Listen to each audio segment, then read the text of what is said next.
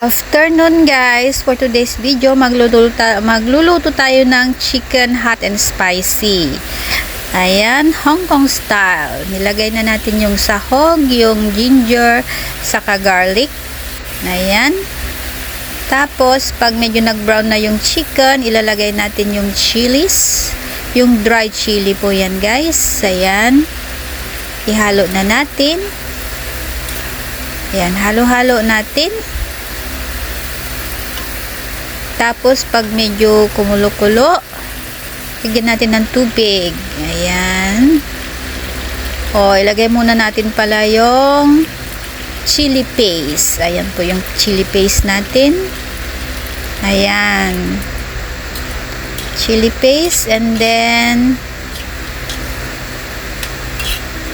hayaan nating maluto konti yung chicken, saka yung chili paste. Halo-halo lang natin para hindi siya masunog. Ayan. And then, nilagyan ko ng tubig. Ayan. Huwag masyado.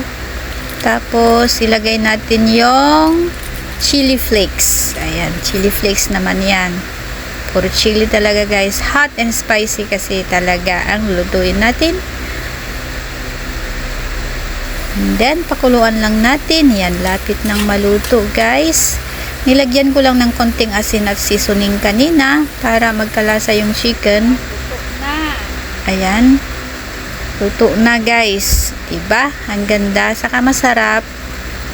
Kung mahilig kayo sa maanghang, ayan, mga amo ko mahilig talaga sa maanghang.